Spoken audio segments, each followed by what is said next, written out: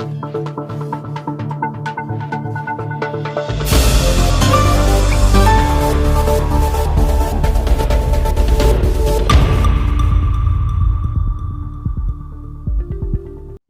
ritrovati dalla redazione. Un uomo sulla sessantina è morto a San Giuseppe della Chiusa dopo uno scontro frontale che ha coinvolto la moto di cui era la guida e un'automobile.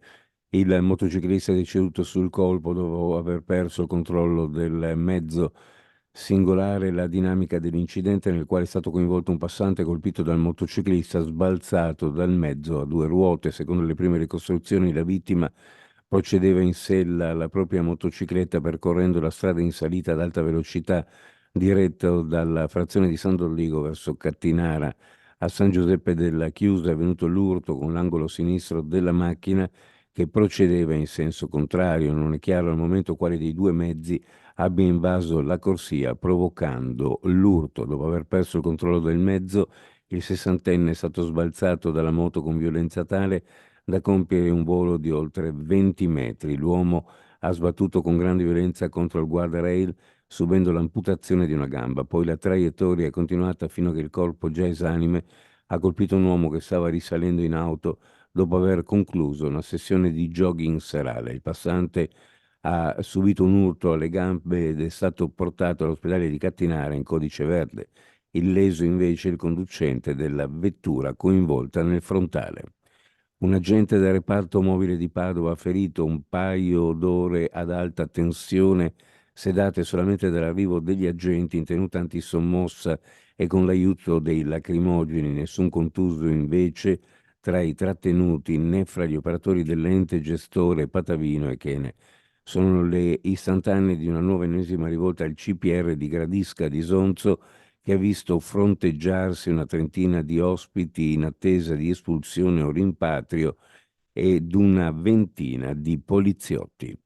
Tra le maggiori preoccupazioni che la questura di Trieste ha in questo momento nel capoluogo c'è un fenomeno che va ben oltre le classifiche sulla sicurezza che non di rado provocano il mal di pancia alle istituzioni.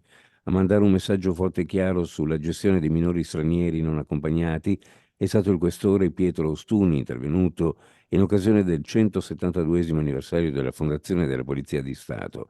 L'eco della raffica di risse ed episodi violenti che si sono succeduti in città nell'ultimo periodo ha valicato i confini provinciali delle informazioni ed anche questo e il richiamo del numero uno di via del Teatro Romano non è passato inosservato.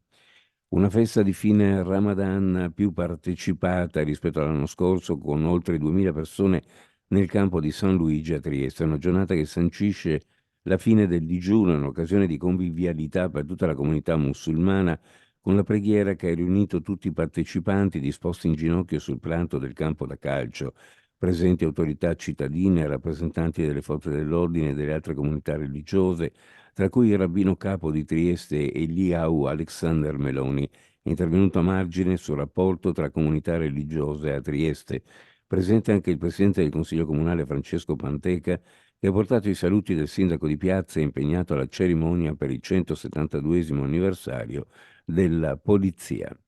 Uno sguardo alle previsioni meteorologiche, cielo in prevalenza sereno al più poco nuvoloso per qualche velatura. Sulla costa e sulla fascia orientale, bolla moderata con raffiche anche sostenute sul Carso e a Trieste, poi in calo nel pomeriggio.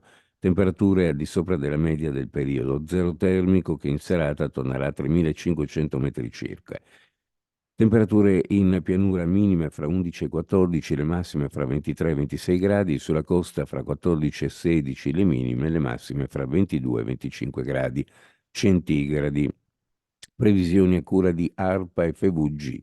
Meteo ed è tutto per questa edizione, grazie per averci seguito, a più tardi.